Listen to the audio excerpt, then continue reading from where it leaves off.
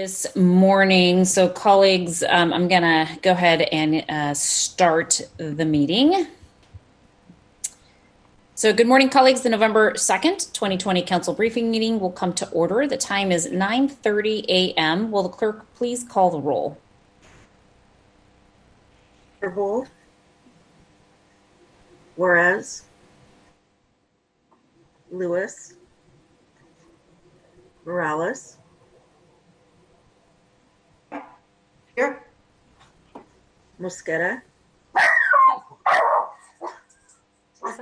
Sorry. Peterson. Here. Sawant. Here. Strauss. Present. Council President Gonzalez. Here. And Madam Clerk, can you please call the roll for Councilmember Herbold and Juarez one more time? Councilmember Herbold. Here. Councilmember Juarez. Here. 8 present. No. Is there 8 or 9? 9 present. Thank you so much. Thank you. All right, colleagues, we are all accounted for this morning. Thank you so much. I hope you all had a wonderful and safe Halloween weekend. We're going to move into approval of the minutes. If there is no objection, the minutes of October 26th, 2020 will be adopted. Hearing no objection, the minutes are adopted. President's report. Again, good morning, colleagues. We have a long council briefing agenda today, so I will endeavor to keep my president's report short. First, at this afternoon's full council meeting, we have a very long agenda. We will consider the payment of the bills, the introduction and referral calendar, and 33 other items of business. Most of those items of business on this afternoon's full council agenda are appointments for the council's consideration, so I expect that we'll be able to move through them rather efficiently. We will also accept public comment this afternoon, and consistent with the published agenda, the public comment period will be no more than 20 minutes this afternoon. Second, just wanted to acknowledge that in communities across the country, including here in Seattle, tomorrow, Tuesday, November 3rd, 2020, is the last day to vote in our local and federal elections. So first of all, please remember to vote by no later than 8:00 p.m. tomorrow, Tuesday, November 3rd, 2020. Please remember that ballots must be postmarked or deposited in official elections office drop boxes by 8:00 p.m. this Tuesday. The city of Seattle, like so many others, has a historic number of people turning out to vote, and election officials predict that in Washington state, we will see a 90% voter turnout rate, which is astonishing, impressive, and really inspiring. I know that many of our constituents are nervous about the outcome of our presidential election in particular. And I know that many people across the city of Seattle are worried about the reaction that our fellow neighbors will have to election night results either tomorrow night or in the ensuing days. It is critical for our constituents to know that the city of Seattle is prepared, and as always, local government will be here to serve the people of Seattle no matter the outcome of the election. Last week, members on the council did receive a communication from the mayor's office that was dated Friday, October 30th, 2020 at 10:30 a.m. And in that communication, we were advised by the mayor's office that, quote, as of this writing, the Seattle Police Department and partner law enforcement agencies do not have any intelligence to indicate that there are any threats for election day or the days following. Our partners at King County Elections have not reported any threats or security issues at any ballot boxes. As such, the Seattle Police Department, Seattle Fire Department, and other law enforcement agencies have been planning for contingency purposes only in order to be prepared for a wide range of scenarios. Again, colleagues, we all received that same communication on Friday, October 30th.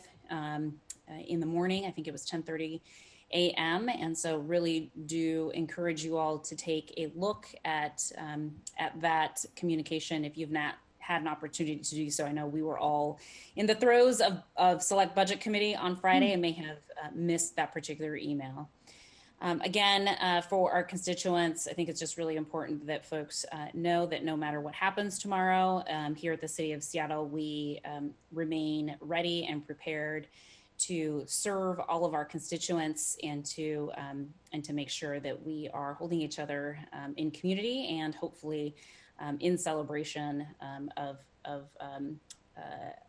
a strong democratic showing for tomorrow's Election Day. So again, just remember, please vote. Please do so safely. Make sure that if you're going to the ballot drop boxes that you're practicing social distancing and wearing a mask. And again, those ballots have to be in by 8 p.m. tomorrow in an official drop box or at an election office. So with that being said, that does conclude my president's report, and happy to move directly now into our first briefing item, unless any of my colleagues have any opening remarks to make.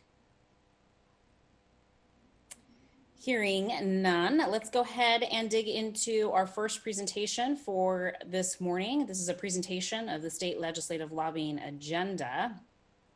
This morning, we are joined by the Office of Intergovernmental Relations to discuss the City of Seattle's 2021 state lobbying agenda. This initial discussion will be the first of two council briefing presentations related to the development of the lobbying agenda.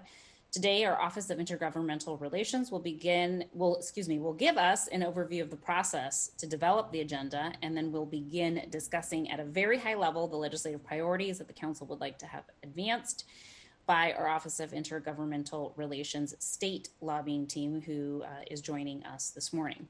So following today's discussion, we will have a second briefing in approximately 1 month to review the draft agenda, and then we'll take final action to formally adopt the agenda at a city council meeting in December. So that's just a quick overview of the general process, but OIR is going to lead us through the particulars here, including how we can engage with OIR. I know that they've been having meetings with many of us already and are hard at work. So let's go ahead and begin with a quick round of introductions from our state lobbying team, and then I will hand it over to Director Wilson Codega to begin the presentation. Good morning. Good morning, Council President, Council members. Lily Wilson Codega, OIR Director. Robin Koski, OIR Deputy Director. Quinn Majeski, State Relations Director. Hannah Smith, Government Relations Program Director. And I wanted to just start with a quick apology. There's some building maintenance happening in my building, so if any loud noises happen, I apologize for that in advance. And we are before you today with an update on the upcoming legislative session as we work through the process of drafting your 2021 legislative agenda. I'd first like to thank, as Council President Gonzalez noted, I'd like to thank many of you for taking the time to meet with us individually to review your specific legislative priorities for the upcoming session. And for those of you who we have not had the opportunity to hear from just yet, we will work to get something on the calendar very soon. Hannah is going to provide a little bit of a more in-depth timeline in her report today, but once we have incorporated feedback from you all from today and our individual meetings, we will then be before you again with a draft of a legislative agenda with the goal of adopting that agenda before the holiday recess. So this upcoming session will be like no session in the history of this state. The challenges posed by the COVID-19 pandemic are enormous given the volume of legislators. I know you've all figured out meetings at the city level, but the legislature is still working through some profound challenges logistically as it relates to this upcoming session. Robin is going to speak a little bit to that in her report today, just in terms of how that will impact logistics, how you all engage, and then just the volume of bills that they will be able to move forward this year. But most importantly, I'd first like to start, we have a very new state legislative advocacy team. So I wanted to start with an introduction, starting with Robin Koski. Many of you know Robin from her time at the Office of Housing. She then became our State Relations Director last year. Many thanks to Robin and Emily Alvarado at the Office of Housing for supporting our work when we were looking to fill that role in a short time frame. And now Robin has moved into our Deputy Director role, given Cheryl Swab's departure earlier this year. Quinn Majeski, who has experience in both the Washington State Legislature, SDOT, and formerly as our state lobbyist, has now moved into our State Relations Director role, overseeing our state advocacy portfolio in its entirety. A big welcome to Quinn. And again, thank you to Quinn and Director Zimbabwe. We're so glad to have Quinn heading up our state program at OIR. And last but not least, many of you have worked with Hannah Smith, most recently managing our federal relations portfolio as our acting federal relations director, while Sierra was out on maternity leave. Now, Hannah has graciously shifted over to join the state lobby team as our government affairs program manager. So many changes. That being said, you all know you can email any of us and we'll make sure it gets to the right person managing the right portfolio. And just lastly, I wanted to recognize, given this moment in history and the council's commitment to centering our work in racial justice, we are very appreciative of the time that members, legislative leaders in the Black Caucus and members of Color Caucus, as well as Senator Jamie Peterson and Representative Goodman, have taken a significant amount of time this interim to work through issues in the criminal justice and police reform portfolio, which Robin will review next. Thank you. Good morning, everyone. First, I thought I'd just take this opportunity to talk a little bit more about the general overview. As Lily said, I think it's going to be a very different legislative session than we've ever seen before. Hopefully, that will make it easier for members of council to engage because it won't be necessary to go down to Olympia to testify or meet with legislators. So I'm hoping that we can help you facilitate meetings much more easily during this session, especially when there are quite a few things that we really want to see happen this legislative session. Lawmakers have been signaling that they're going to be very focused on a few issues in this session that will be almost entirely virtual. Those three areas of focus are the budget, of course. COVID-19 has caused quite some havoc on the state budget. You are all grappling with the impacts of that on the local level, and the state has a similar situation. Coronavirus relief, that will be another area of focus. And of course, as Lily mentioned, police reform. Those three issues will be the things that I think receive the most airtime and will be the most likely to be able to advance this year. As far as the budget is concerned, the revenue forecast that came in a few weeks ago was quite a bit better than expected and quite a bit better than what was forecasted in June. There was nearly a $9 billion shortfall projected through the biennium in 2023, and now that's been cut in half to only $4.2 billion. While that is a significant improvement, of course, many things are quite tenuous with these budget forecasts because no one's quite dealt with situation like COVID and a pandemic affecting the economy. So while it's more optimistic, there's still quite a few pressures on the budget. And of course, the outcomes of the federal elections will influence potential stimulus funds received by the state and also impact the state budget. Quinn will address progressive revenue later this morning, but we do know that lawmakers have said in terms of revenue that nothing is off the table at this point in time, and they are looking at a range of options to raise progressive revenue for the state. We understand that as far as the virtual session goes, the House will be fully remote and the Senate will be a hybrid of remote and in-person, but still mostly remote. This slows the process down significantly. Technological difficulties really present some issues. Also, things of staffing. Obviously, not as many legislative staff can be in a room together or down at the Capitol, so that just has some impacts. During committee days in late September, there was only one hearing held at a time, which of course significantly reduces the number of things that can happen. During a normal session, there's often 4 or 5, 6, 7, 8 things going on at the same time. And I don't think they're entirely sure how everything is going to go, but I think we can just assume that the volume of what will happen is going to be much less than it would be in a normal year. We're also being told that each lawmaker will only they're not essentially saying you can only introduce a number of bills, but they are saying that you should really focus on 2 or 3 different proposals that you want to see advance, rather than the many that lawmakers often introduce in a regular long session. And we're also hearing that in order to proceed, unless it's in one of these top 3 areas of coronavirus relief, budget, or police reform, that there will need to be substantial agreement on proposals for them to move forward, because they're not going to want to waste a lot of time on the House or Senate floor to engage in controversial conversations in order to just get the normal business of the legislature done. So all of those things add up to I think us as a city needing to be focused on what our priorities are so that we can hope to get things advanced this legislative session.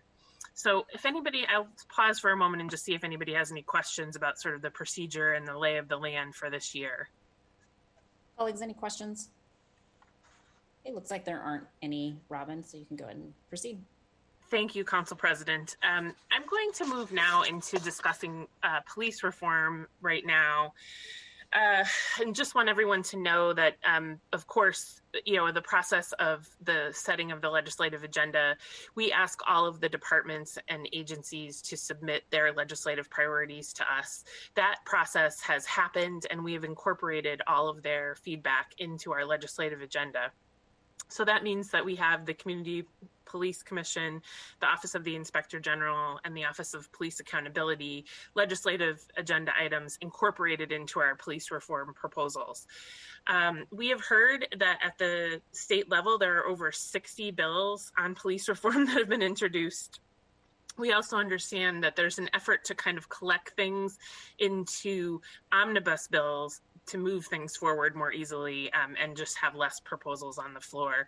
So there's a focus on a number of different issue areas that I think, we're supportive of at the City of Seattle, but many of these things we have already adopted. So we're going to probably be looking into some other areas, but the issue areas are that they're focusing on our tactics, which is things like prohibiting no-knock warrants, badge covering, banning the use of military equipment or purchase of military equipment, and then limiting less than lethal tactics of policing.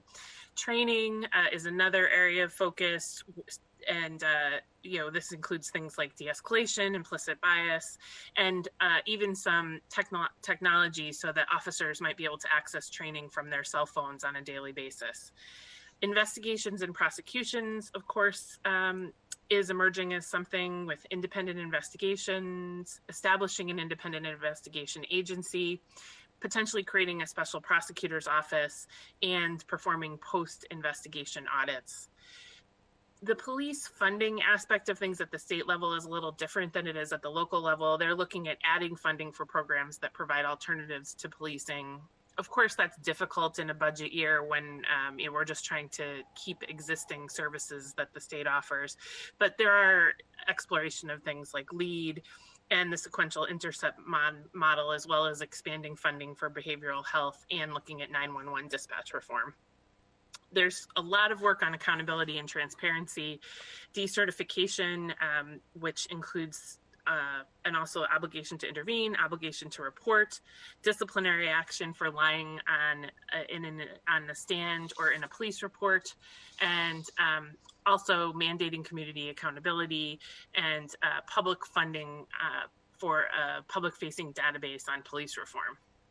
So as I said, as we are supportive of all of these efforts at the state level, we also recognize that many of you are very focused on arbitration reforms, as is the Community Police Commission, the Office of the Inspector General, and the Office of Police Accountability, as well as advocates in the community. So we do plan to work in coalition with other larger Washington cities and advocates to address this important issue and make sure that it is a significant point of conversation in Olympia. And I guess just to kind of close out police reform, I would say that we understand that the decertification proposal that's being led by Senator Jamie Peterson and Representative Goodman in the House is a significant area of focus for legislators. And it's a very significant piece of legislation. It's 41 pages long. It goes through all sorts of things in the decertification process, from changing the mission of the Criminal Justice Training Commission to expanding mandatory and discretionary revocation criteria, and even changes the proof in a hearing on disciplinary action from preponderance of the evidence. So some significant changes being looked at there for sure. We're also hearing that qualified immunity, establishing a state cause of action being led by Representative Tai is a significant point of conversation, as I mentioned earlier, independent investigations. We're waiting to see what the recommendations of the governor's task force will be.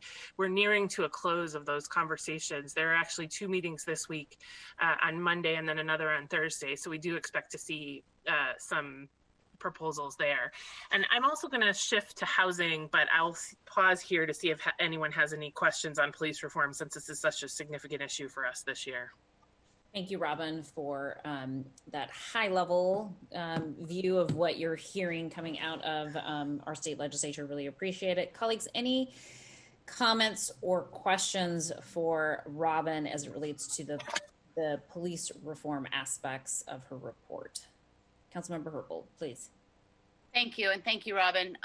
As it relates specifically to reform to the arbitration process, you did mention that we will be working with other Washington cities to talk about how to advance that conversation.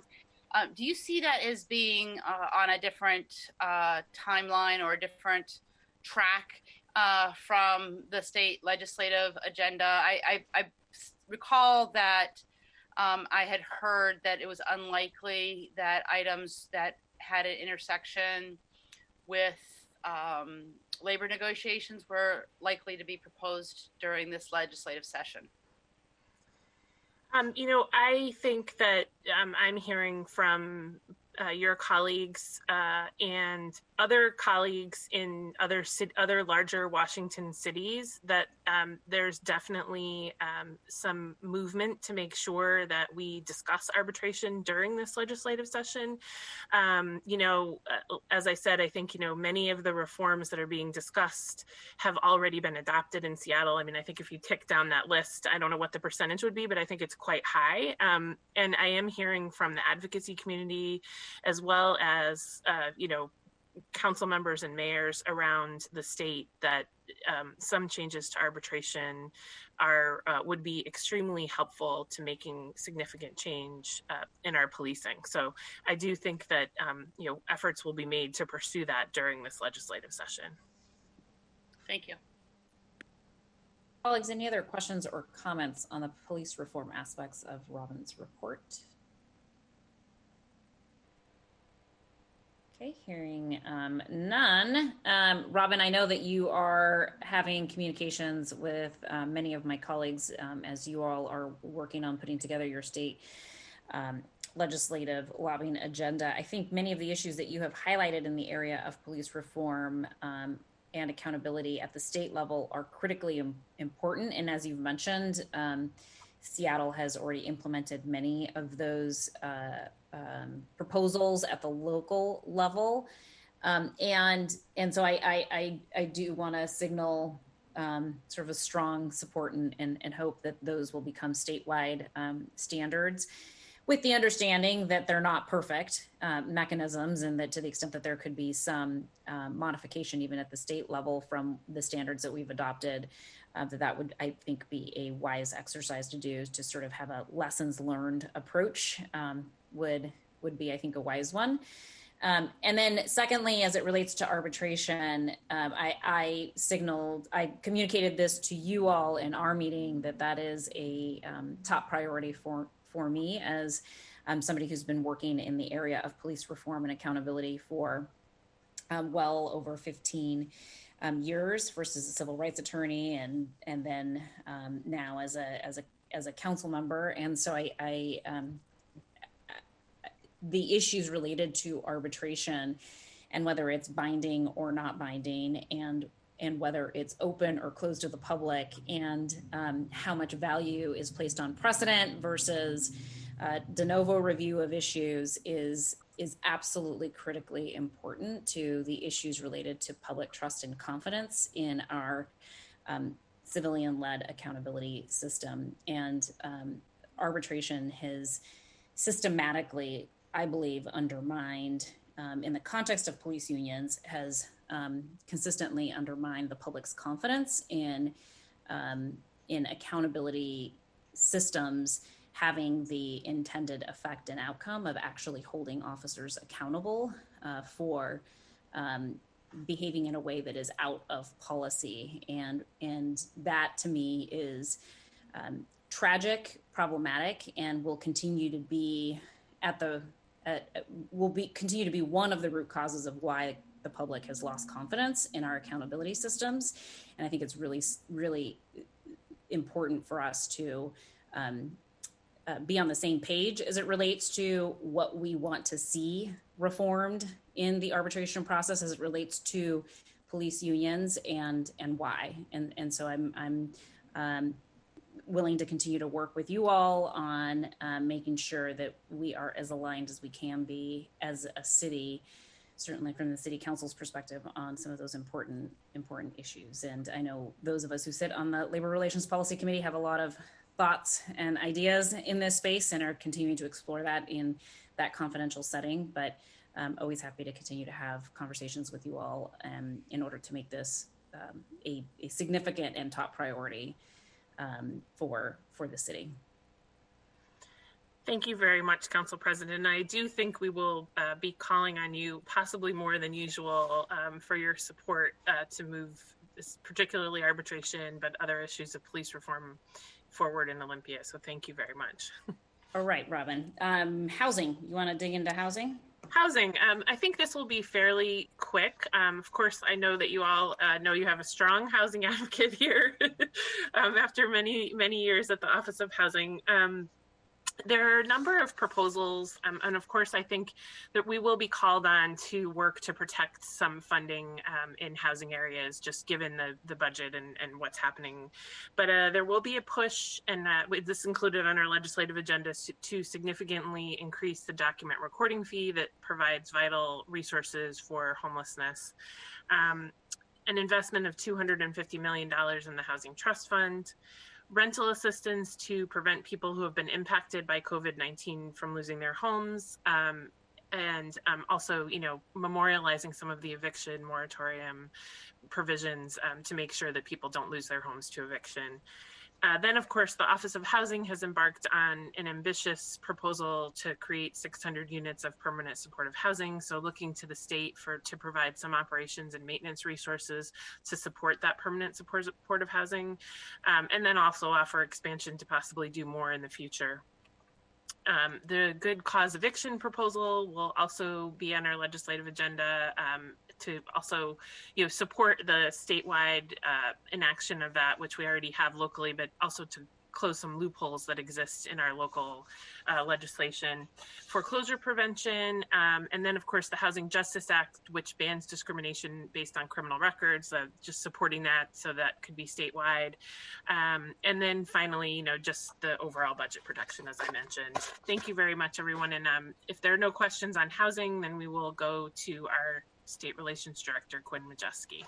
Colleagues, any questions on housing? I see Councilmember Sawant, and if anyone else has any questions, please do feel free to raise your hands. Councilmember Sawant, please.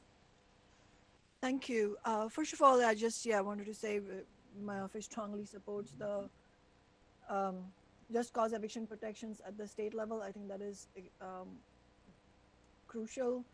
I wanted to ask a couple of questions related to housing. One is, there has been a real call from renters and also now working class and middle class homeowners who may have had long-term income loss or even job losses to understand what their fate is going to be once the moratoriums on the evictions expires. So what conversations have there been at the state level among the elected officials about canceling rent, mortgage, and utility payments for all of this year to prevent what we know, analysts nationwide have said, if we don't do that, then there will be a massive wave of evictions when the moratoriums expire. It's not just a Seattle or Washington question. So that's one question. Let me go ahead and ask some of my other questions related to housing. The other is the last biennium, the state invested what I think is a pitiful $175 million in housing, so over 2 years.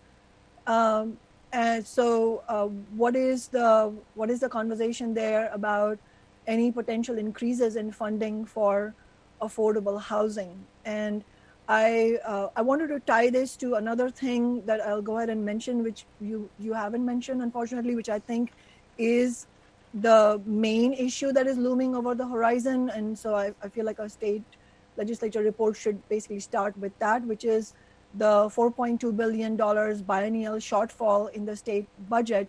So primarily, what is the conversation? I mean, this is a larger question beyond housing.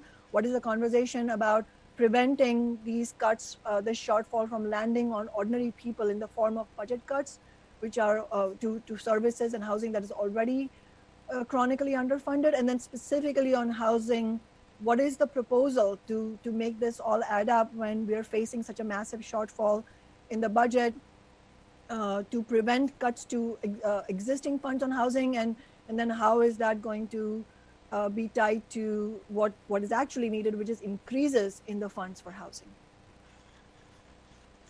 Thank you, Councilmember Swant. I think I will answer those questions in the order that you asked them. The governor has convened a work group of both property owners and tenants and advocates, and they have been having discussions about what to do to address the eviction moratorium ending. And I think that it is widely recognized that this is a very large problem. I don't think anyone has the answers quite yet. And I also think that a lot of this also depends on, as I said, the federal government and providing additional resources for rental assistance. We did think that there might be another stimulus package coming through this fall, that with the election tomorrow, that didn't happen. And I think that, everyone is kind of waiting to see the outcome of the election, to see how many resources will be available. I think under any circumstance, there's likely to be some additional stimulus funds, but depending on the outcome, there's obviously wildly different scenarios of what might happen. And so I think that lawmakers at the state level are waiting to see what happens there, before they make additional decisions. So, it is certainly on the minds of many in Olympia, and is a significant issue, of course. And I think that, falls under the COVID-19 relief umbrella. And if I didn't give that enough, airtime, I apologize. But it is absolutely something that's considered very important. As far as the investment in housing, advocates at the Housing Alliance, who we work very closely with, are suggesting that, or signaling at this moment, that their ask will be $250 million for the Housing Trust Fund, which is a little bit more than the $175 million. I think that would be, one of the higher investments in the Housing Trust Fund at the state level. And I will say that, although of course we'd always like to see more and more investment in housing at the state level, when the governor made cuts, vetoed various line items in the budget in order to, try and address the impacts that COVID was having on state revenue, he did not cut any housing or homelessness programs, and almost no other area of the budget came out unscathed. So that was, I think, a signal of how important housing and homelessness is considered by state lawmakers, for sure. And then, finally, your last question, Quinn is going to talk a little bit more about the progressive revenue on our legislative agenda. And as I said, lawmakers haven't really come out with what their plan is, but we've talked with leadership on all of the finance committees and appropriations committees, and they've all assured us that there's really no proposal that's off the table at the moment, and that they are discussing, all sorts of different scenarios. Well, they haven't shared exactly what their plan moving forward will be. But Quinn will also talk about that a little bit more as part of his presentation coming up right now. Thank you. Member Swan, any follow-up questions? I think I do, but it might be make sense for Quinn and others to speak, and maybe later. Thank you. Great. Okay. Thank you so much. Thank you, Robin, for those responses. So it sounds like we're going to head over to Quinn now, since your name has been evoked a few times already. So Quinn, welcome. Thank you for being with us this morning, and take it away.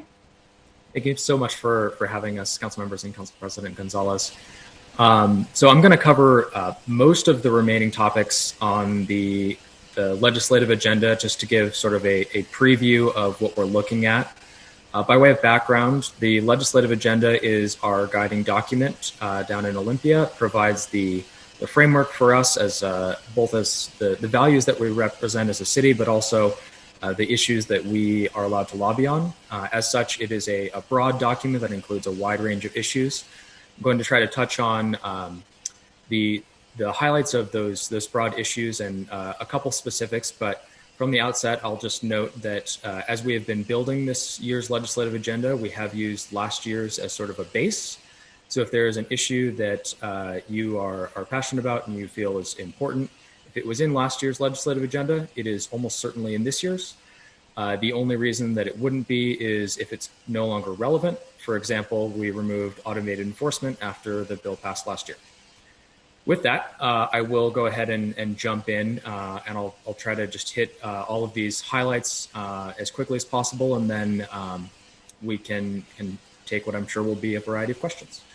Robin covered a few elements of COVID recovery, but we have added a new section, obviously, as the city and communities around the country and the world grapple with the public health crisis that is COVID. The city supports rental and homeowner assistance to ensure that folks who are experiencing economic hardship are not driven out of their homes.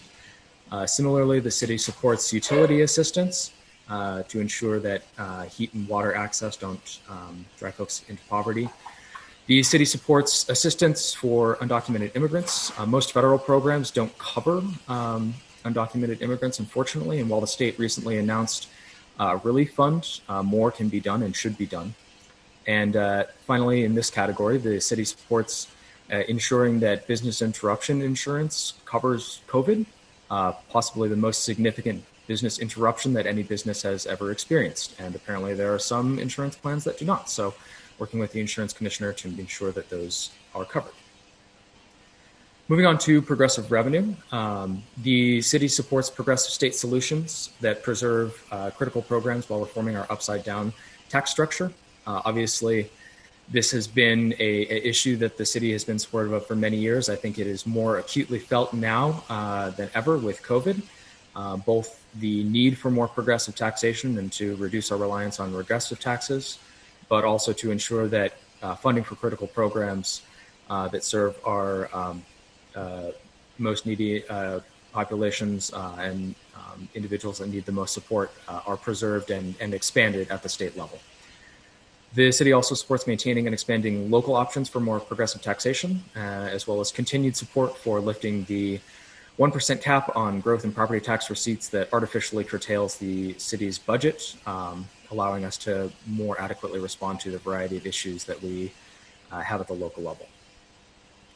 In education and early learning, the city supports full funding for public education. That includes everything from pre-K to protecting and expanding on McCleary and K through 12, to financial aid and programmatic improvements to higher education, including free community and technical college. The city supports expanding access and the availability of childcare, as well as increasing reimbursement rates for providers, many of whom are struggling during this crisis, as are many parents who need childcare now or will need it when we eventually return to work, and want to make sure that those facilities and providers remain open throughout and after this crisis. The next category is sort of broadly economic justice and worker protections. The city supports secure scheduling statewide, ending the misclassification of workers and portable benefits that move with workers between jobs. The city supports extending important workplace protections through a statewide domestic workers' bill of rights, broad protections for the rights programs and services for immigrants regardless of documentation status, and addressing regulatory hurdles for money transmitters, many of whom are immigrants and are experiencing issues in providing the service that they and their community need. In criminal justice, the city supports easing the transition for previously incarcerated individuals and expanding diversion programs to direct low-level offenders to services and away from the carceral system. The city also supports reforms to DWLS 3, driving while license suspended 3, the less technical, wonky term for it, which is delinking license suspensions from non-payments of traffic citations, which forms a vicious cycle for folks who are in poverty and become trapped in poverty. The city supports increasing protections for domestic violence victims, full funding to process the sexual assault evidence kit testing backlog, vacating convictions for those engaged in sex work, while strengthening consequences for those who are profiting from that exploitation.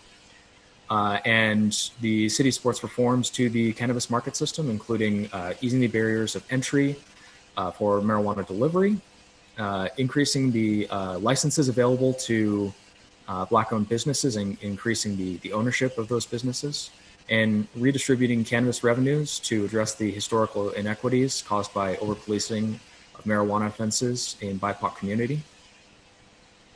In climate action and environmental justice, the city supports policies and programs that reduce greenhouse gas emissions broadly. The city supports preserving and expanding programs that ensure clean water, stormwater management, toxic cleanup and regulation, and climate resiliency, especially for communities of color who have historically borne the brunt of environmental pollution. The city supports encouraging growth in urban areas and expanding the availability of green space and vehicle and building electrification to help us meet our climate goals. Lastly, in transportation, there is a new acute need since last year's legislative agenda. So there's a new section that includes support for state funding for the West Seattle High Bridge repair or replacement that will reconnect West Seattle to Seattle and the region, and also reconnect the Port of Seattle and the maritime industrial areas to businesses and industries across the state. The city also supports state funding proposals that include major investment in maintenance and preservation, transit, active transportation, and green transportation, expanding local transportation revenue options, improving traffic safety, particularly for vulnerable users, and expanding the use of non-uniformed officers for traffic management and event management. I'll pause there for questions. I do want to, Hannah will, in just a moment, cover human services issues, but I'll stop there and see if there are any questions on sort of that wide-ranging gamut of issues that we're expecting for our draft legislative agenda. Thank you, Quinn. Colleagues, any questions or comments? Councilmember Herbold, please. Thank you. Appreciate it, Quinn. Could you just talk a little bit more in detail about what the transportation funds related options might be for addressing the needs associated with the closure of the West Seattle Bridge? And thank you very much for putting it within the context of not just the needs of residents of West Seattle and the surrounding neighborhoods, but also within a larger umbrella of regional needs associated with our economic vitality. Absolutely. That's a good point, and I know a message that's important because it is not just an asset for the city, but for the region and the state. Just to clarify, Councilmember Herbold, did you want to hear more about the potential local transportation options or the options that the state is considering for a statewide transportation revenue package? All. Of course. Last year, several members in transportation considered various forms of a statewide transportation revenue package. Senator Steve Hobbs, who's the chair of the Senate Transportation Committee, put out a proposal that would have funded a wide variety of projects. His proposal was predominantly, but not exclusively, funded by a carbon pricing system. I think there's a lot of interest in that as a revenue option, at least as sort of the predominant option, in addition to some of the more traditional vehicle weight fees and sort of supplementary options. There was also in that proposal a statewide commercial impact fee, as well as a statewide TNC fee, neither of which would have preempted the city, although that is something that we are always on the lookout for and aware of. Representative Jake Fye, who's the chair of the House Transportation Committee, has been holding a wide range of listening sessions this interim to develop a proposal that he's putting together. Those have included meetings with a whole range of stakeholders. The City of Seattle has participated in two of those, but they cover the range from labor to environmental activists to transit activists to businesses and the business community. So they're really working to hear from everybody as they assemble their package. And then I know a handful of other legislators are considering various forms or prioritized lists of projects. Obviously, last year, the West Seattle Bridge was not yet the issue that we knew it to be. So the proposals from last year don't include it, but we are engaging with legislators to ensure that does wind up in the proposals, and if something ultimately passes, that it is included. At the local level, I think the most momentum does seem to be around expanding options that already exist for local governments, predominantly through the Transportation Benefit District, expanding the sales tax, as well as providing some additional utility tax authority. The one new proposal that does seem to have some momentum that was introduced last year and seems likely to move forward if a broader package moves forward is a local option gas tax. We're continuing to look at trying to push for some more progressive options, but those are the ones that are sort of most in play among legislators and other stakeholders. Thank you. Any other questions for Quinn? Councilmember Peterson, please, and then Councilmember Salon. Thank you, Council President. Thank you, OIR team. Appreciate this. Very informative, and thank you for taking the time to meet with some of us already. Regarding state taxes, state tax laws, I had understood that if additional progressive revenue were introduced, and we wanted to locally reduce the sales tax, there would be some limitation to doing that, or if we reduce it at the city level, the county can just scoop up the revenue from that so that the consumer is still paying the same sales tax. But if we really wanted to reduce the sales tax for the end consumer and user of that, there would need to be a change to state law. Could you talk about that a little bit? I can talk briefly about that. It's an issue that, and Councilmember, I appreciate your office flagging this for us. It's an issue that is a little arcane and that I'm frankly still delving into. But yes, it does appear that there would need to be a change in state law. Currently, cities and counties have almost a reciprocal sales tax authority. So if we reduced our sales tax, it would in effect be absorbed by King County by default. So we would need to proceed with a change in state law to allow us to reduce our sales tax without it automatically being absorbed by the county. And I know that's of interest to you and potentially other council members. So that's something that we are digging into more, and we'll continue to work with you on advancing that proposal. Thank you. And just to clarify, I would really like to see the state enact additional progressive revenue so that we have a net gain in revenue to the city of Seattle for our priorities. It would also be nice to reduce some of the regressive taxes if we could. Again, still ending up with a net gain in revenue, but softening the pain of the regressive sales tax would be helpful. Thank you. Thank you, Councilmember Peterson. Councilmember Salon. Thank you, President Gonzalez. Sorry if I missed you mentioning this, Quinn. The question I had was, is there actual momentum for a significant tax or any tax on big business? I know you said a few things, but I didn't quite catch if there was anything concrete happening at the state level to either increase taxes on big business or to have a closing of the existing corporate tax loopholes or taxes on wealthy households. I mean, I know there's talk about it, but there's talk about it every year. The question is there more momentum this year given there is even more increased suffering for working people and marginalized communities with both joblessness, and even if the joblessness may have recovered a little bit, there's been significant income losses and also confronting the realities of the pandemic. So that's one question. And related to that, is there momentum for significant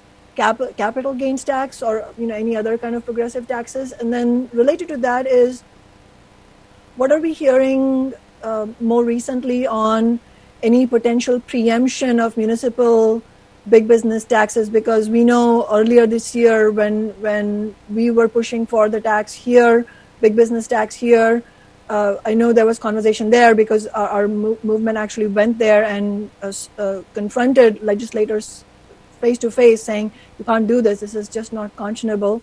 And that was defeated because ordinary people fought back. But now we've heard from the Central Budget Office here in the city when they presented the mayor's proposed budget that there might be a danger that state lawmakers would again talk about preempting the tax that was passed in the city. So I just wanted to hear what you've heard about that. Thank you. Yes, absolutely. Thank you, Councilmember Sawant. Apologies, I got wrapped up in discussing the draft legislative agenda, and I apologize for not getting. No need to apologize at all. Thank you. But yes, so I would say that there is more momentum this year for progressive taxation than in previous years. To be frank, I think there is perhaps less momentum than there was in the summer when the budget gap was bigger. Over the summer, the revenue forecast had the 4-year budget outlook at almost $10 billion. Obviously, that is less now. And while I believe 4.6 billion is no small gap, I will say there is perhaps slightly less consensus. That said, I do think that there is a possibility for more progressive revenue at the state level this year. Not just from advocates, but hearing from legislators and from leaders in the budget committees. They have made clear that all options are on the table, and I do think that thinking about something like a capital gains tax or a tax on excess compensation, I do think that those are possibilities. It is a difficult thing to try to prognosticate, especially before we've gotten to the legislative session, but that is sort of my best guess and my sense from the conversations that we've had from legislators and stakeholders. With regards to preemption, again, as Robin said, I think, and with regards to progressive revenue as well, while all options are on the table, I do think that budget leaders are in some senses holding their cards close to their chest. I think that preemption is something that we always need to be on the lookout for, not just on revenue, but in regulatory elements of the city. It's, again, I know this is not the best answer, but it's the most truthful answer. It is something that we have heard rumors about, but it is not something that there has been any sort of definitive movement on. So while we remain vigilant on preemption, I don't know that we can say definitively that there's an effort to try to preempt the city's progressive revenue sources. Yeah, please keep an eye on that, and I know everybody in the council would be interested in hearing about that. Absolutely. Thank you, Councilmember Sawant. Thank you, Quinn. Any other questions for Quinn? Okay, hearing none. Let's keep going through the presentation. We unfortunately are running out of time here, so we probably have about 8 minutes or so since we got started a little later on this presentation. So it's just doing a quick little time check here for purposes of the rest of the presentation. Okay, thank you, Council President, and thank you, Council members. For the Human Services portfolio this session, we're going to be focused on preserving programs and fighting not to lose any ground, and really focus on protecting the social safety net. With such a big budget gap and so little of the state budget being flexible, we're hearing that human services programs are an area for potential cuts. Some of the policies that passed last session, implementation was delayed in that first round of budget vetoes early on in the pandemic. So we'll be fighting to get those implemented as well this year. An example of that is the extension of Medicaid to 12 months postpartum, which was something many of you council members were interested in last session. That will be back, and we'll be working on that as well. Some good news with the pandemic was that there's increased flexibility for some programs like telehealth, and human service advocates will be looking to make some of those changes of flexibility more permanent through legislation. One area we're watching closely that's a high priority for HSD is long-term care services. Again, there's some threat to budget cuts there. But as the pandemic continues, we know that providing care to the elderly and others in home versus a nursing home is even more important. So we'll be working to protect funding for that. Homelessness funding and support will be always fighting for additional funding for COVID-safe shelter and day and hygiene centers. And behavioral health, there's been a lot of work being done by the Behavioral Health Recovery System Transformation Task Force. That group includes legislators and staff. They just completed and presented draft recommendations in the last week or so for consideration in 2021. We'll be watching those to see what really shakes out in legislation, but the recommendations include some state oversight and coordination, workforce enhancements to encourage people to enter the behavioral health field, developing additional physical infrastructure so there are options for more care settings, and many other items. So we know that the human services safety net is one that people always rely on, and that is especially true now with increased economic struggles and health uncertainty. So that's where we'll be watching and know in our conversations with some of you so far that HEN, TANF, food, and other programs are really important to continue protecting and also making sure that they can be accessed by undocumented and immigrant communities. So that's my quick overview of what we expect in the human services portfolio. If there are questions. Colleagues, any questions or comments for Hannah? Okay, looks like I'm not seeing any hands being raised, so it looks like people understand that clearly. I do want to thank you for emphasizing that last point around equal access to human services programs for immigrants and refugees, regardless of immigration status. Really do appreciate the emphasis on that, and appreciate the governor's recent announcement around a fund specifically for immigrants and immigrants who are undocumented, and want to continue to be a good partner at the city on making sure that limited dollars at the state are not excluding some of our most vulnerable populations, which of course are the undocumented immigrant population, since they have zero access to any other type of federal relief in the COVID recovery packages. So really appreciate our ongoing collaboration in that space. So thank you for that. Definitely. Go ahead, Hannah. With that, I was just going to close out with a little bit of next steps for the legislative agenda. Sounds good. Looks like we're ready for that. Great.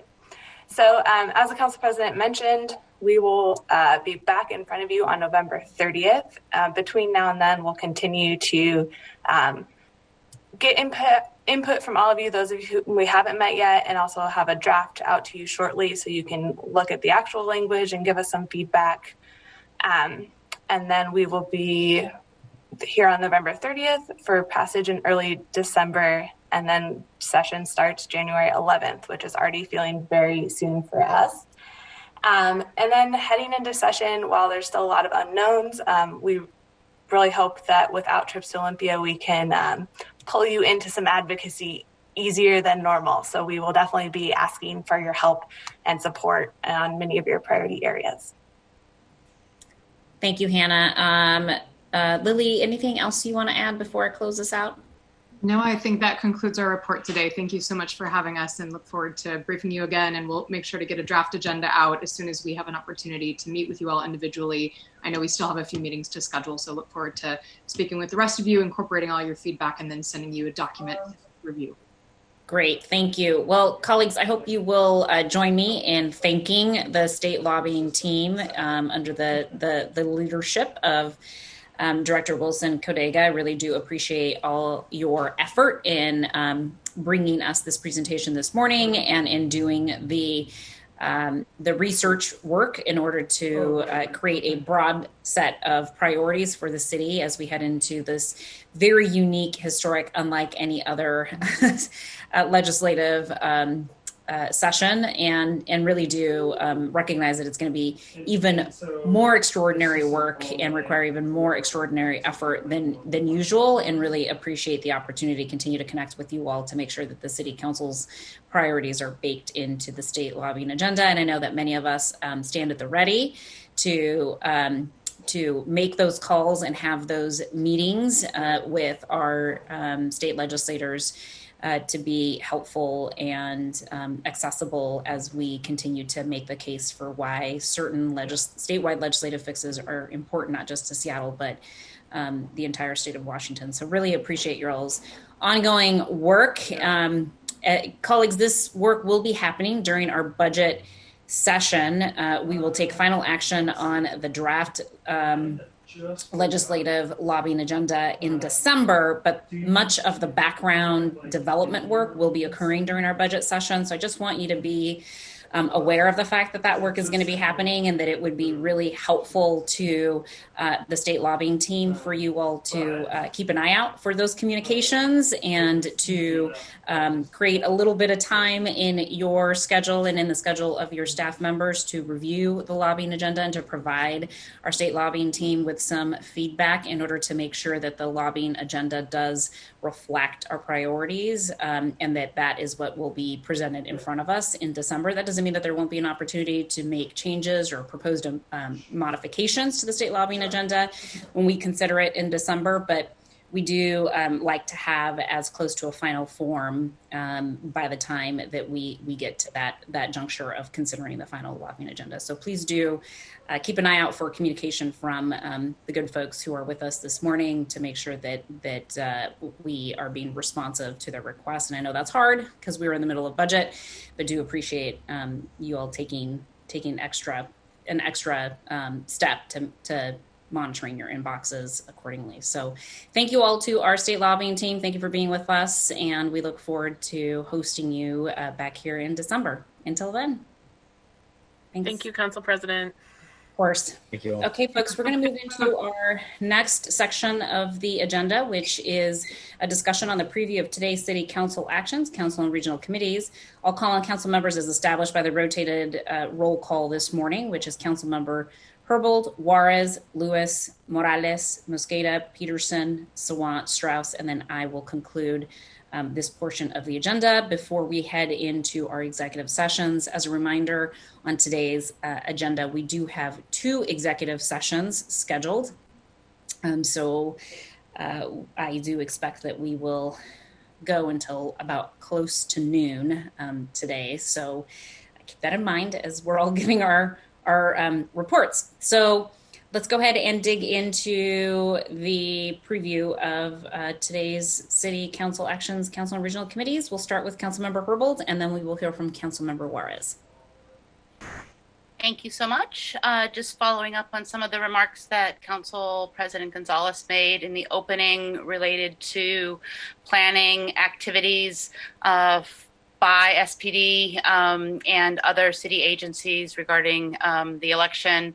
I did speak with Interim Chief Diaz last week, and he has indicated that the Seattle Police Department has engaged in a wide variety of planning regarding activities after the election.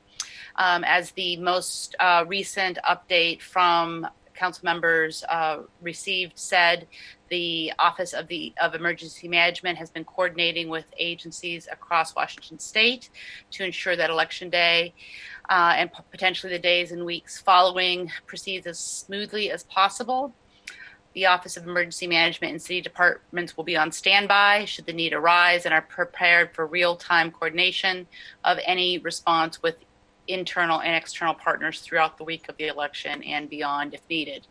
The executive notes that they will provide real-time updates on election night and beyond should they become necessary.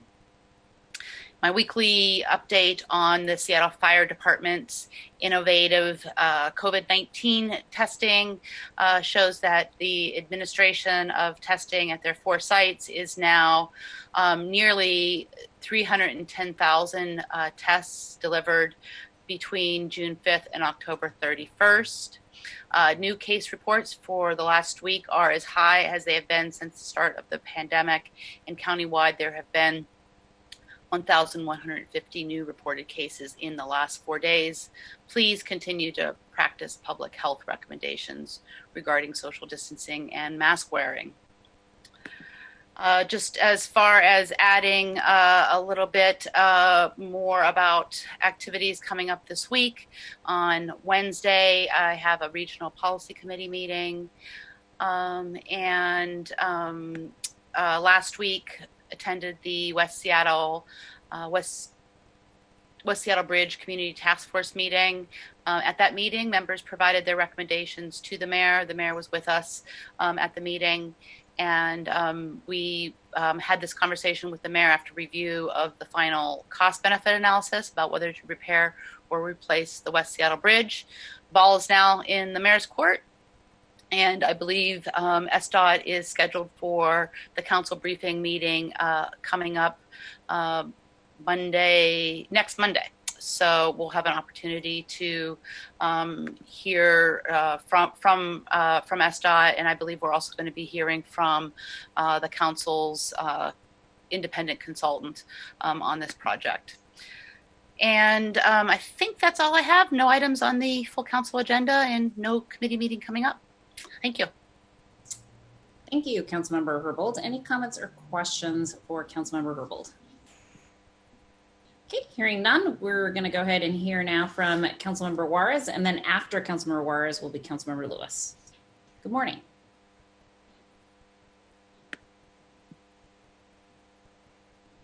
Do we have I think Councilmember Juarez is on mute.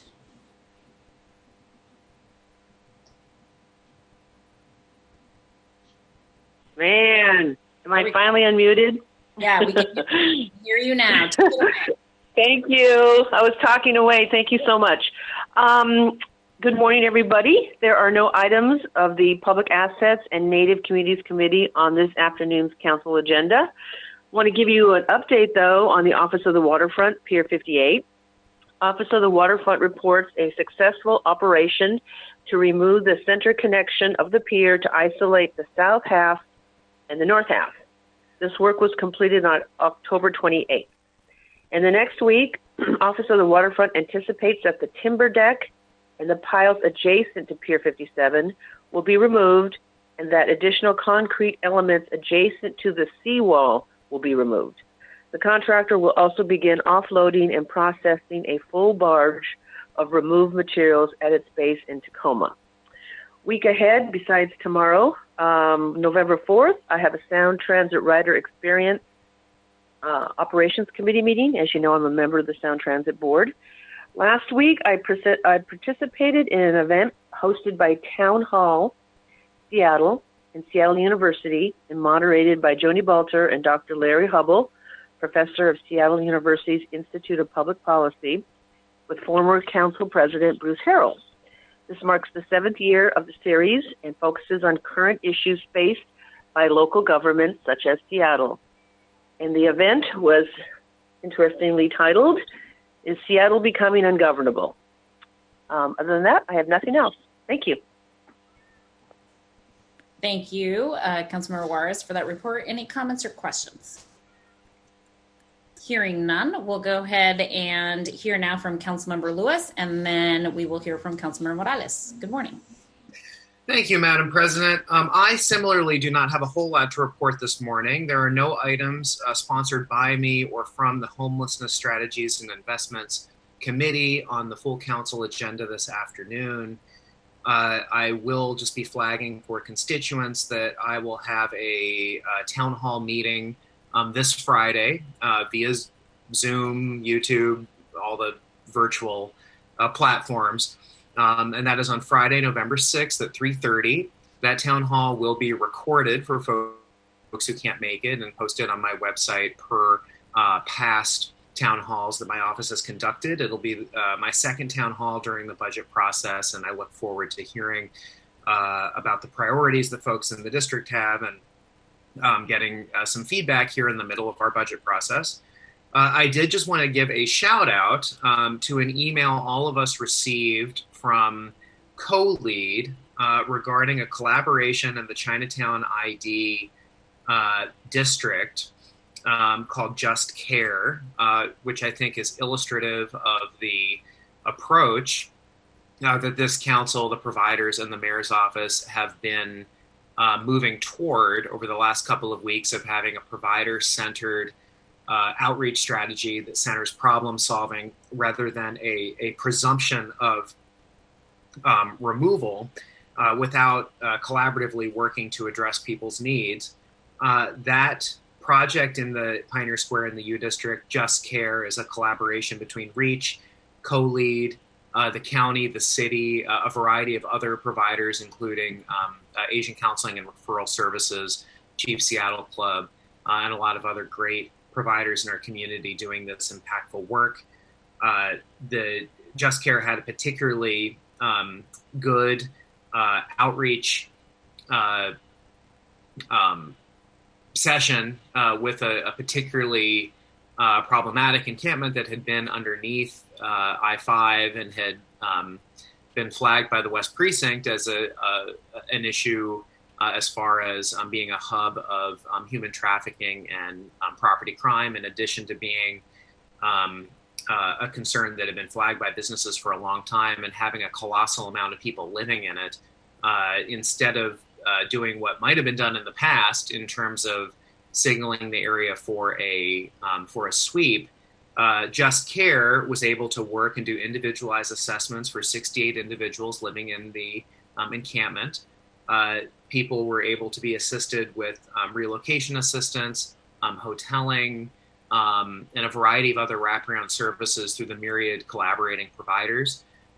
This offers a really good example of how this new system of doing outreach that is being developed by the city can work and be an effective replacement. And I just look forward to seeing, as this becomes more of a citywide strategy rather than a unique collaboration in the Chinatown ID through Just Care, the scalability of an approach like Just Care. So with that, Madam President, I don't have any other updates. Thank you so much, Councilmember Lewis, for that report and that example that you just provided. Really helpful. Any comments or questions for Councilmember Lewis? Hearing none, we'll go ahead and go down the line. Next up is Councilmember Morales, followed by Councilmember Mosqueda. Morning, everyone. I don't have a lot this morning. I do want to congratulate and thank constituents in the 37th district who are turning out in record numbers for this election, over 70% as of yesterday.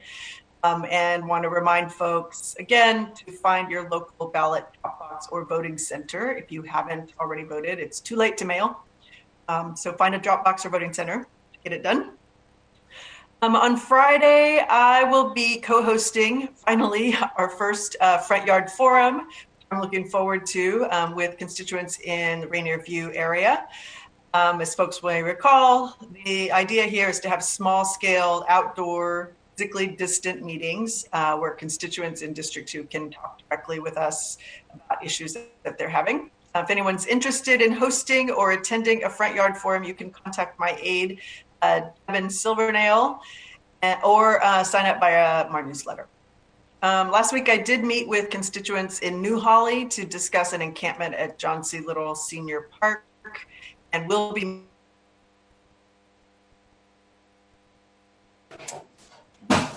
Councilmember Morales. understand. Oh, there we go. We lost you for a moment, but it looks like we got you back. We lost you at John C. Little Park. Okay. Trying again. Yeah, I'm going to turn off my video. Let's see if that helps.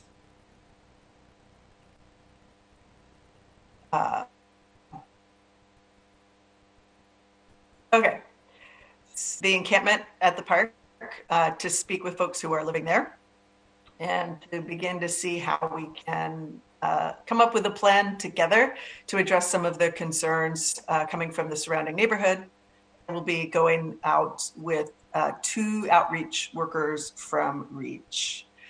This week, I also plan to meet with several merchants in Georgetown, discuss proactive ways to address public safety concerns in the neighborhood. And we'll also be meeting with constituents from Seattle Greenways to discuss pedestrian safety issues on Rainier Avenue. And that is all that I have this morning. Thank you. Thank you so much, Councilmember Morales. Any questions or comments on that report? Hearing none, we'll go ahead and hear now from Councilmember Mosqueda, and then we will hear from Councilmember Peterson. Good morning. Good morning, colleagues. Good morning, Council President. There are no items from the Finance and Housing Committee on today's full council agenda. This afternoon in full council, I would love to have your support on a proclamation that we are bringing forward.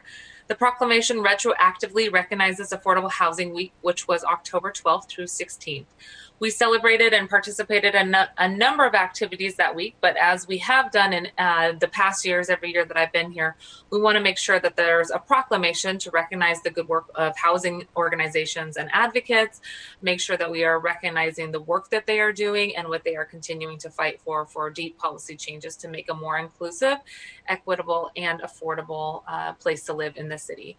Recognizing this good work, we are interested in putting forward this proclamation for historical purposes. Folks may know we need to scale up our affordable housing investments to meet this need, which means, according to the Affordable Housing Task Force, an estimated 156,000 more affordable homes and units for us to be able to house folks in this city and in this region by the year 2040 to ensure that no low-income family or working households are cost burdened in our region.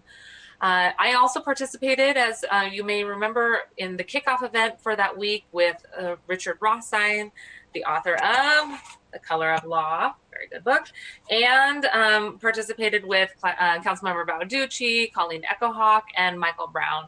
It was a really great panel recorded on Town Hall. Thank you very much to Town Hall and a Housing Development Consortium who put together the forum to really focus on the legacy of discriminatory housing policies and practices, including racist redline, restrictive race covenants, and exclusive zoning that continues to today, and how this segregation creates disparities in affordable housing opportunities for Black, Indigenous, and people of color communities today. So we wanted to lift up this important work through a proclamation this year, especially in light of the ongoing pandemic and the calls to stay home in order to be healthy. We know that the individuals who are living housing unstable are more likely to be people of color and those experiencing homelessness. And this is very similar to those who are more likely to both contract and die from COVID. We want to make sure that we're looking at these compounding disparities as we address our investments in the city, both through housing, public health, and our other policies that support the social determinants of health. So I look forward to working with you as we lift up the good work, not just of the housing advocates for that 1 week, but what they do throughout the year to make sure that there is a safe place to call home. It is core to being healthy, and it is a core public health component in addressing the social determinants of health. I believe my staff circulated the proclamation late last week. You should have received an email from Aaron House, and we appreciate as well that the mayor has signed on to this proclamation. Madam President, I would love to turn it back over to you if you are interested in collecting signatures this morning. I am. Thank you so much, Councilmember Mosqueda, for that. So, colleagues, as Councilmember Mosqueda has indicated, a proclamation declaring Affordable Housing Week in Seattle will be presented at this afternoon's City Council meeting. Signatures will need to be affixed to the proclamation in advance of the presentation at the City Council meeting. So I am going to ask the clerk to call the roll in order to confirm which council member signatures may be affixed to it. So we're going to do a roll call here. If you want your name, your signature added to the Affordable Housing Week proclamation, then you will vote aye or yes. And if you do not want your signature added, you will vote no. Are there any questions before I request the roll call? Hearing no questions, will the clerk please call the roll to determine which council members would like their signature affixed to the Affordable Housing Week in Seattle proclamation as described by Councilmember Mosqueda? Herbold, Yes. Juarez, Yes. Lewis, Yes. Morales, Yes. Mosqueda, Yes. Peterson, Yes. Sawant, Yes. Strauss, Yes. Council President Gonzalez. Yes. 9 in favor. Thank you, Madam Clerk. The proclamation will be prepared with those council members' names added to the proclamation and in time for this afternoon's City Council meeting. Councilmember Mosqueda, anything else to report? Yes, thank you, Council President, and thank you all for your support for this proclamation this afternoon. We will also have with us the Housing Development Consortium to receive the proclamation, so it's very exciting. I did want to provide an update as well as we head into this week around our budget deliberations. Just a quick reminder, last week we had our public hearing on the select budget, and we had over 200 constituents provide public testimony on public safety, services for our community, members who are sleeping outside and those who are housing insecure, folks who were speaking up in support of workers' rights, economic relief, and the solidarity budget, police accountability, and many more issues. We want to thank everyone who continued to provide public comment, not just in person. Oh, I should not forget trees. There was a lot of public testimony on trees. So thanks to everybody who weighed in on all of these issues. We also had over 122 council budget actions and statements of legislative intent that we walked through. So thanks again to central staff for walking through those with us during the 3-day full day sessions. We heard a lot of good questions and comments, and as you all identified your priorities, we were furiously taking notes along with central staff. So this week, what we're going to do is follow up with you if there's any questions about those priorities and technical questions from central staff. We are going to use this upcoming week to really draft the council's draft budgeting package, which will be available and presented on November 10th at 9:30 a.m. If there's council members who are wishing to amend the proposed balancing package, once you see that next week, there are still chances to do that. And we want to make sure that folks get the chance to get those Form Cs ready. And Form Cs are an amendment to the draft proposed balancing package. Again, the deadline for Form Cs to change the balancing package is 10 a.m. on Thursday, November 12th. And any proposal that increases appropriations at that time must be self-balancing.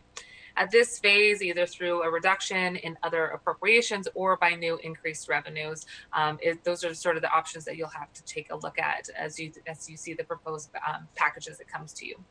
Please note that if the proposed revenue increase requires legislation, the legislation will need to be introduced and referred to the Budget Committee by Monday, November 16th, and the committee vote on the proposed balancing package and amendments on November 18th and 19th in full day sessions as well.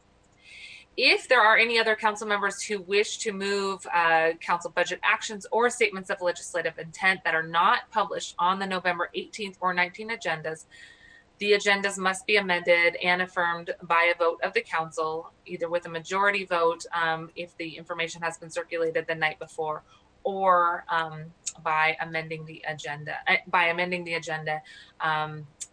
With a simple majority vote, as we have done with the Form Bs. So thank you as well for all of that process that you engaged in the last few days. Last week, that was very helpful. We'll send a reminder memo around so you have all of these dates and the process in front of you.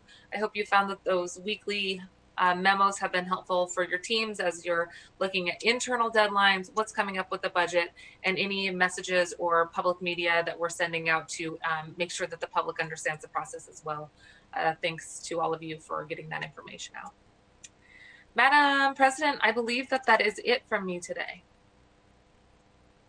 Thank you, Councilmember Mosqueda. Any comments or questions on that report?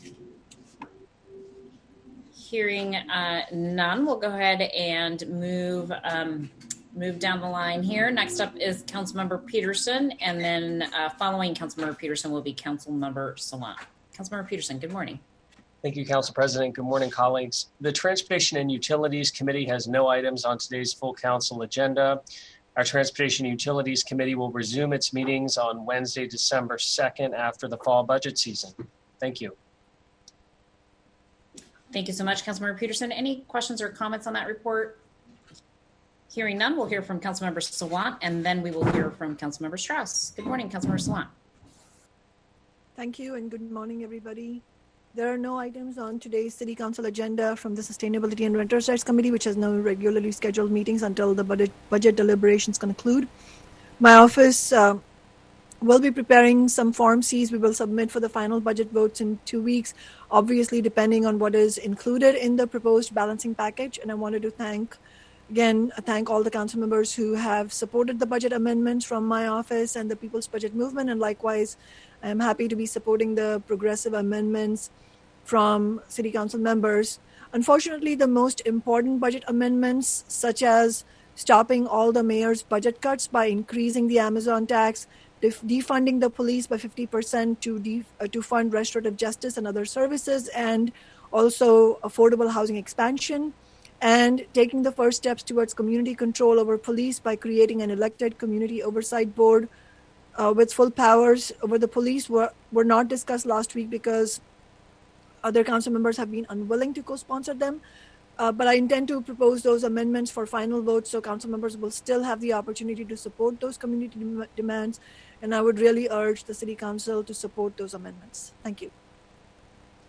Thank you, Councilmember Sawant, for that report. Any comments or questions? Okay, hearing none, thanks again for that report. We will move over now to Councilmember Strauss, and then I will conclude this section of today's agenda. Councilmember Strauss, good morning. Thank you, Council President. Thank you, colleagues. There are 6 items from the Land Use and Neighborhoods Committee on today's introduction and referral calendar: 4 appointments to the Historic Seattle Preservation and Development Authority Governing Council, 1 appointment to the Pike Place Market Preservation and Development Authority Governing Council, and 1 appointment to the Seattle Chinatown International District Preservation and Development Authority Governing Council. As Council President mentioned, there are 32 items from the Land Use and Neighborhoods Committee on today's agenda, 19 appointments to the Design Review Board, and 13 appointments to the Construction Codes Advisory Board. So I will be speaking quite a bit this afternoon. Please let me know if you have any questions ahead of time. Regarding the budget last week, I just want to thank everyone who supported the Form Bs I put forward. I'd like to call particular attention to a few of the Form Bs I submitted to address public safety and well-being, including expanding the city's crisis response unit and moving it to Human Services Department, increasing funding to preserve and expand the mobile crisis teams, and increase funding to allow more residents to receive Fresh Bucks benefits. Events last week on Thursday, I attended the groundbreaking ceremony for Habitat for Humanity's New Loyal Heights project, which will bring permanently affordable home ownership opportunities to 7 families in the neighborhood. We need more of these projects in District 6 and across Seattle, and I'm excited to see this one break ground. Here in District 6 this morning, I joined the Ballard Alliance passing out I voted stickers at the ballot box in downtown Ballard, and I was happy to speak with residents who stopped in and discussing the issues facing our neighborhood. I also want to thank OIR for working, and the mayor's office for working with the governor's office to create guidelines that allow our businesses on the cafe streets to expand and understand their guidelines so that they're able to purchase the appropriate protective and heating elements so that cafe streets can be successful this winter. As always, I host resident meetings every week, and during my resident meetings last week, we continued to discuss public safety, homelessness, and many other issues. I spoke to folks from Woodland Park, Tangletown, Ballard Industrial Area, Greenwood, and Fremont. And one common theme throughout all of the discussions was discussing how we can work together to create and implement solutions that we can implement and work together on today. So please, residents of District 6, please continue to send your meeting requests. We host meetings during the workday and after 5 p.m. as well. And for folks listening, just for awareness, we are scheduling about 2 weeks out at this time. Thank you, Council President. Thank you, colleagues. That is my report. Thank you, Councilmember Strauss. Any comments or questions on that report? Okay, hearing none, I'll go ahead and give my report. There is no Governance and Education Committee scheduled for the month of November due to budget deliberations. We do hope to have a committee meeting resume in December. Nothing on today's introduction and referral calendar related to the Governance and Education Committee. And likewise on today's City Council agenda, there are no items from the Governance and Education Committee. Last Thursday, I did have an opportunity to attend the General Assembly of the Puget Sound Regional Council meeting, where we took action to adopt a major update to the region's growth plan known as Vision 2050. And I was proud to be able to cast all of City of Seattle's votes in favor of the revised and updated regional growth plan, Vision 2050. That's it from my team, and happy to answer any questions or hear any comments or hear anything else for the good of the order before we move into executive session. Hearing nothing, we will go ahead and move into executive session. Colleagues, as a reminder, we do have 2 executive sessions this afternoon. As presiding officer, I am announcing that the Seattle City Council will now convene in executive session. The purpose of the executive sessions is to discuss pending, potential, or actual litigation. The Council's executive session is an opportunity for the Council to discuss confidential legal matters with city attorneys as authorized by law. A legal monitor from the City Attorney's Office is always present to ensure the Council reserves questions of policy for open session. I expect the time of the executive sessions to end by no later than 1 p.m. today. If the executive session is extended beyond 1 p.m. today, I will return to open forum and announce the extension and the expected duration. So colleagues, hang tight while we transition over. And Council President Gonzalez, once I get the confirmation from IT, I'll go ahead and call the roll for you. Thank you. It looks like we are still recording.